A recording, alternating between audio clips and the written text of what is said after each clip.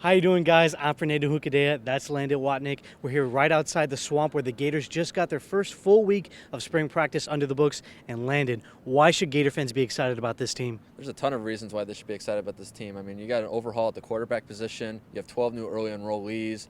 You have a defense with a lot of key pieces that returned. I mean, you're talking about an elite group last year that was very, very good. So a ton of reasons why Gator fans should be excited about this team. I mean, you're talking about a squad that went 10-4 last year, made the SEC championship game for the first time since 2009. So a lot of reasons to be excited as Jim McElwain heads into his second season. Let's look at the tape. So, Landon, what are your first impressions of this team week one into spring? Group that's really motivated. I mean, obviously Florida is coming off of a 41-7 loss against Michigan in the Citrus Bowl. Really, as McElwain even coined it, I guess, embarrassing effort from the Gators on that end against Jim Harbaugh and the Wolverines. So, I mean, you could just tell this group's coming out with a lot of energy and a lot of passion this first week of the spring. I mean, they're really further ahead of the curve as compared to the first week of last spring. I mean, you could just tell that this group knows a lot more of the playbook and the install, and they've gotten off to a pretty fast start so far. Who has really stood out the most to you this spring? Well, obviously, I mean, you got some of the leaders on the defensive end that have done a good job so far. I mean, you got Jalen Tabor really stepping up, becoming a leader on the defensive end in that secondary. Marcus May, too, has kind of assumed leadership roles. Jared Davis has played a big role for the linebackers. And, I mean, it's now Caleb Brantley's turn along that defensive line. I mean, he's really the standout for that group. So those guys have really stood out on the defensive side of the ball. I mean, it's pretty early on. I mean, the team still hasn't practiced in full pads yet. They're still doing a lot of non-contact stuff the first week of practice, going kind of, I guess, progressing lightly into it, as you could say.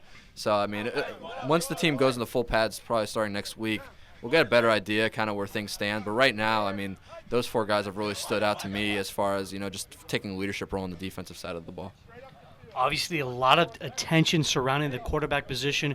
Who is the early on favorite to win the job, and who's impressed you the most so far, two practices in? Well, it's definitely Luke Del Rio. I mean, he's shown the most polish so far out of the group. He definitely stands out. And, I mean, having that familiarity in Doug Nussmeier and Jim McElwain's offense from last year is certainly a huge benefit. You can just tell by how he holds himself, how comfortable he is making those throws, making those reads, connecting with the receivers during routes on air. He just gets it right now and just seems a lot more comfortable, operating the offense as compared to some of the other guys who are coming along and are early enrollees for that matter. I mean, Austin Appleby's had his ups and downs.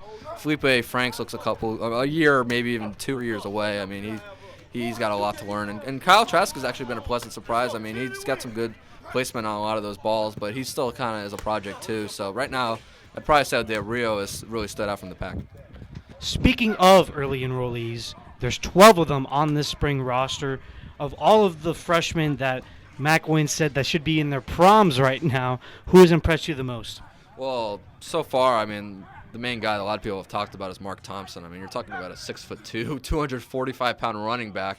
I mean, I asked a lot of the defensive guys, and they've said that the only guy that really compares to them size-wise that they played against is Derrick Henry. I mean, Derrick Henry's in a league of his own, let's be real. But Mark Thompson has, kind of just stood out in that aspect. I mean, he's impressive. He's got incredible size, really athletic. And what's most impressive is he carries that weight really well. Got some impressive footwork, really quick feet. And he's done well so far in a lot of these drills. I mean, as he gets to know the offense and the playbook a little bit better, I'd expect to see him more working with, those first and second units and kind of just, progressing and really making an impact for that Florida offense. And last question, there's close to no turnover in terms of the coaching staff. Torian Gray comes in from Virginia Tech to coach the defensive backs. What have you seen out of him in the first week of practice?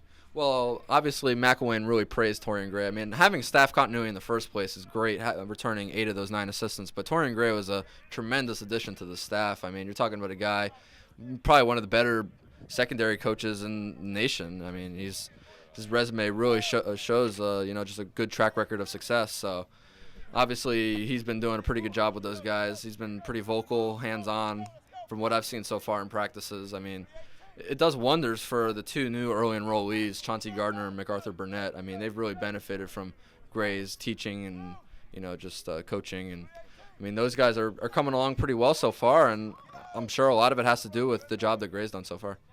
Well, guys, we hope you enjoyed this first edition of our weekly recap of Florida Spring Football. Be sure to subscribe to InsideTheGators.com, where you'll see all the top-notch Florida football coverage this spring and in the fall. That's Landon Watnick. I'm Fernando Juncadella. Have a good one, guys.